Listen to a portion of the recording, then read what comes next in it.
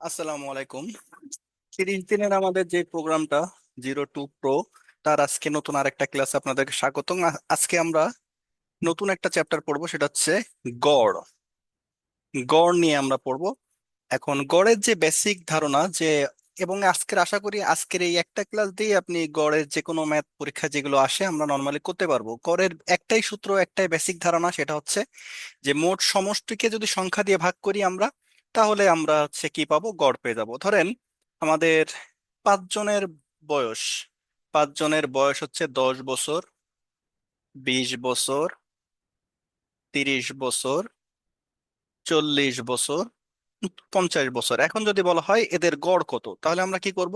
আগে সবগুলোকে যোগ করব। 10 যোগ 20 যোগ 40 যোগ 50, এইবার সংখ্যা দিয়ে ভাগ করব। কত সংখ্যা, কয়জন আমরা? পাঁচজন, তাই না? তাহলে পাঁচজনের গড় কত, তাহলে 5 দিয়ে ভাগ করলে আমরা নির্দিষ্ট গড় পেয়ে যাব। তাহলে 20 আর 10 কত হয়? 30, 30 30 60, 60 আর 40 100, 150। তাহলে 150/5, তাহলে 5 দিয়ে কাটলে 3 × 5 = 15, 30। তাহলে আমাদের গড় বয়স হচ্ছে 30। তাহলে এই যে সূত্রটা, এই সূত্রটা দিয়েই নর্মালি আমরা অঙ্কগুলো করতে পারবো। এখন দেখেন প্রথম অঙ্ক, যে 1/4, 1/2, 3/4 এর গড় কোনটি। তাহলে এইটা এখন আমরা কিভাবে করব? 1/4, 1/4 মানে কি? দেখেন 4, 1 উপরে, তাই না? তাহলে 1 এর মধ্যে 4 যায় না, তাহলে 0.0। তাহলে 2, 8/2, 0.5। এটা আপনার মুখস্থ থাকার কথা যে 1/4 মানে হচ্ছে 0.25। তারপর আমি করে দেখালাম যে কিভাবে পরীক্ষার সময় এরকম মুখস্থ জিনিস নাও আসতে পারে। তাহলে 1/4 মানে হচ্ছে 0.25। হাফ মানে কত? 0.5, এটার করার দরকার নেই। 3/4 মানে কত? 3/4, তার মানে 3/4, 0.0। যারা রেগুলার অঙ্ক করেন তারা কিন্তু এগুলো মুখস্থ আছে। 4×7 = 28, 205.75। তাহলে আমরা কি করলাম, আমরা ভগ্নাংশগুলোকে সবগুলোকে পয়েন্ট আকারে মানে পয়েন্ট আকারে বের করে ফেললাম। তাহলে এখন নেক্সট, তাহলে আমরা এই কয়টা যোগ করেন, যে 0.25, 0.5 আর হচ্ছে 0.75, এই তিনটা যোগ করলে কত হয়? 10, সাথে থেকে 8, 1, 8 + 13 আর 2, 15, তাই না? তাহলে হচ্ছে 1.50। কয়জন? তিনজন। তাহলে 1.50 কে যদি আমরা 3 দিয়ে ভাগ করি, এই পয়েন্টের যদি আপনি ভাগ যদি পেরে থাকেন, আমি ধরে নিচ্ছি আপনি পারেন না, তারপরেও এই যে পয়েন্ট, এই পয়েন্টকে খোঁচা দিলে নিচে একটা 1 হয়, আর পয়েন্টের পরে সংখ্যা দুইটা, তাহলে সেক্ষেত্রে আমরা এখানে দুইটা 0 দেব। এইভাবে করা যায়, বা আপনি ভগ্নাংশ আকারে নিয়েও করতে পারেন। তাহলে এখানে আমরা যদি এই 0 আর এই 0 কাটা, 5 দিয়ে কাটলে 3, এখানে হচ্ছে 2, 3 আর 3 কেটে গেল, তাহলে মানে আমাদের গড় হচ্ছে হাফ। ঠিক আছে, মাঝে মাঝে আমাদের এরকম ভগ্নাংশ দিয়েও গড় বের করা লাগতে পারে, তাই প্রথমে একটা আমরা দেখে রাখলাম। নেক্সট দেখেন, যে দুইটি 11টি সংখ্যার গড় হচ্ছে 30, প্রথম 5টি সংখ্যার গড় হচ্ছে 25, শেষ 5টি সংখ্যার গড় হচ্ছে 28, ষষ্ঠ সংখ্যাটি কত? যারা অনেকবার চাকরি পরীক্ষা দিয়েছেন, এই প্রশ্নটা অনেকের মুখস্থ একেবারে, তারপরেও হচ্ছে আমরা করি, দেখা যাক কত হয়। যে প্রথম 11টি সংখ্যার গড় হচ্ছে 30, তাহলে এইখানে মোট সংখ্যা কত? 30 গুণ সমষ্টি কত? 30 গুণ 11, তাই না? তাহলে এখানে 333, এটা হচ্ছে টোটাল সমষ্টি হচ্ছে 330। এবার প্রথম 5টি সংখ্যার গড়, প্রথম 5টি সংখ্যার গড়,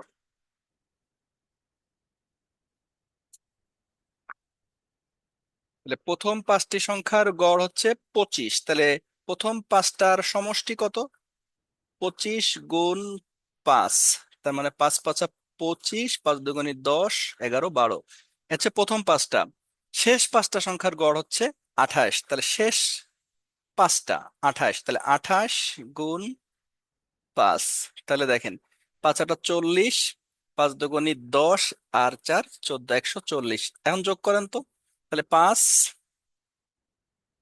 6 265, তাই না? তাহলে আমাদের 11টা সংখ্যার টোটাল আসার কথা ছিল 330। আমরা এইখানে দেখতেছি যে 5টা আর 5টা সংখ্যার টোটাল মানে 10টা সংখ্যার টোটাল হচ্ছে 265। তাহলে ষষ্ঠ সংখ্যাটি কত?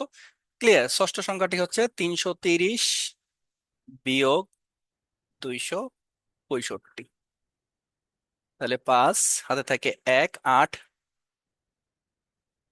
হাতে থাকে 7, 7 আর 6, 13, 65। তাহলে আমাদের ষষ্ঠ সংখ্যাটা হচ্ছে 65।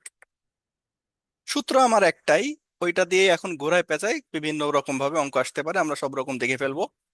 দেখেন, কোন শ্রেণীর 12 জন ছাত্রের কোন পরীক্ষার ফলাফলের গড় হচ্ছে 70, 12 জন ছাত্রের। তাহলে এখানে গড় প্রথম লাইন থেকে আমরা বুঝতে পারতেছি 12 জনের হচ্ছে আমরা মোট মার্কস কত সেটা আমরা পেয়ে যাব। অপর 18 জন ফলাফলের গড় হচ্ছে 80, তবে তবে 30 জন ছাত্রের গড় কত? সুন্দর, তাহলে আমরা দুইটা সমষ্টি আগে বের করে ফেলি। প্রথম 12 জনের সমষ্টি হচ্ছে 70 হচ্ছে গড় গুণ 12, তাই না? তাহলে কত হয়? 7 × 14, 840।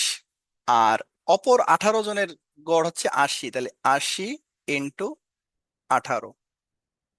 তাহলে 8 × 8 = 64, 8 × 8 = 6, 14, 0। তাহলে এই হচ্ছে আমাদের 12 জন আর 18 জনের টোটাল। তাহলে তাহলে 30 জনের টোটাল কত? 30 জনের টোটাল হচ্ছে 0, 8, 2, 2, 2280। তাহলে আমাদের মোট কত? 30। তাহলে আমরা এই 2280-কে যদি এখন 30 দিয়ে ভাগ করি, তাহলেই আমরা কি পেয়ে যাব? টোটাল গড়, তাই না? তাহলে 3, 3 7 21, 1 18, 3 6 18। তাহলে আমাদের গড় হচ্ছে 76।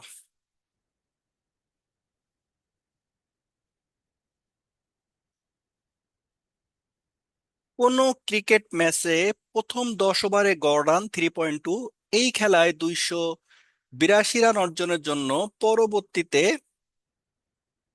40 ওভারে গড় রান কত হওয়া উচিত? আমরা ক্রিকেট খেলা যারা দেখি তারা জানি যে প্রথম দিকে যে স্লো খেলে সবাই, মানে রান রেট কম, সেক্ষেত্রে পরে আমাদের দেখায় না asking rate, required run rate, যেটা যে আর কত কত করে রিকোয়ার্ড রান হলে প্রতি ওভারে কত রান নিলে জিতে যাবে, প্রায় প্রতি ওভার ওভার পর পর দেখায়। সেইটাই হচ্ছে আমাদের এই ম্যাথটা। তাহলে প্রথম 10 ওভারে গড় রান হচ্ছে 3.2। তাহলে আমাদের বলেন তো প্রথম 10 ওভারে মোট রান কত? খুব সহজে আমরা বুঝতে পারতেছি। প্রথম 10 ওভারে রান করছে হচ্ছে কত? 32, গুণ করলে 32, এটা হচ্ছে টোটাল রান। পরবর্তী 40 ওভারে টার্গেট কত? টার্গেট আমাদের 282 হওয়া উচিত, মানে জিততে গেলে 282 রান করতে হবে। সে 10 ওভারে 32 করে বসে আছে, তাহলে আমাদের লাস্ট 40 ওভারে রান দরকার কত? লাস্ট 40 ওভারে রান দরকার হচ্ছে 250। তাহলে 250-কে যদি আমরা 40 দিয়ে ভাগ করি, তাহলে আমরা বুঝে যাবো যে লাস্ট 40 ওভারে তাকে আসলে কত করে রান নিতে হবে। তাহলে 40, 4 × 6 = 24, তাহলে 240,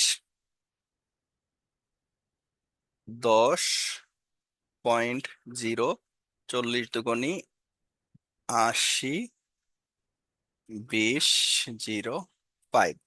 তাহলে লাস্ট 40 ওভার যদি সে 6.25 রানে আগায়, তাহলে সে জিতে যাবে।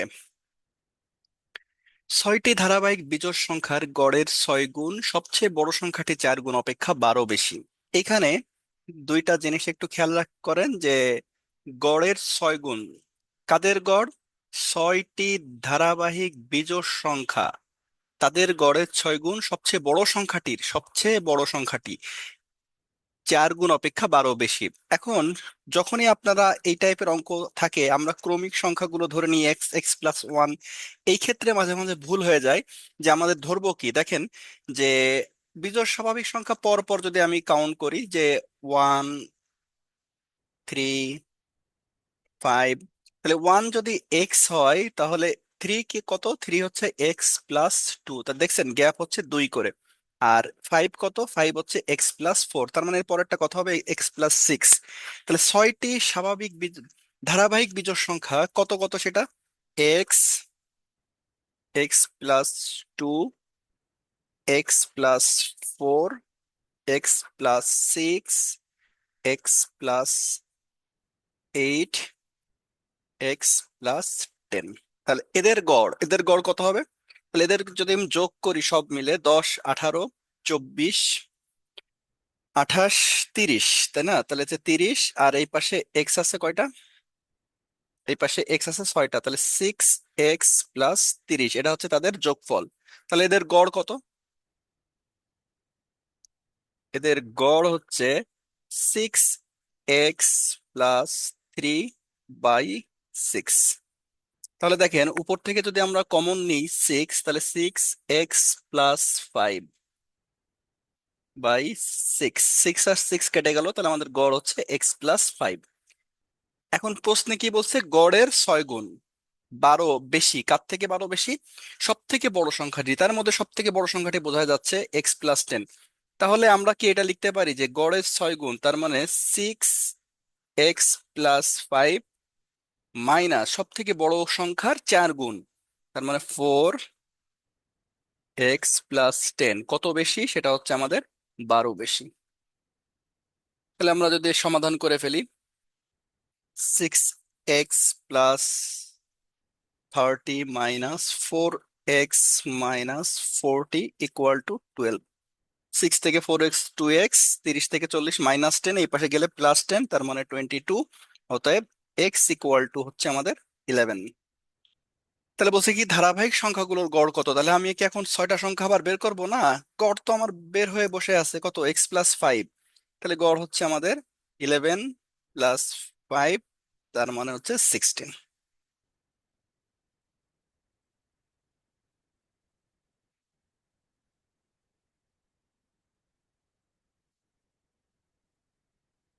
যদি x+y = z হয়, তবে x, y এবং z এর গড় কত? তাহলে x, y এবং z এর গড় কত বলেন তো? x+y+z/3। এখন এইখানে আমাদের দুইটা অপশন আছে। দুইটা অপশন কি? x+y এর জায়গায় যদি আমরা জেড বসাতে পারি, ইচ্ছা করলে এই দুই জায়গায় আমরা জেড বসাতে পারি, অথবা জেড এর জায়গায় আমরা x+y বসাবো। তা দুটাই করি। x+y এর জায়গায় যদি আমরা জেড বসাই, তাহলে z+z/3, তার মানে 2z/3 অপশনে কিন্তু চলে আসছে। তারপর আমরা দেখি অপশন অন্যটাও থাকতে পারতো। মানে আরেকটা উপায়, x+y এর জায়গায় x+y থাকবে, আর জেড এর জায়গায় যদি আমরা বসাই x+y,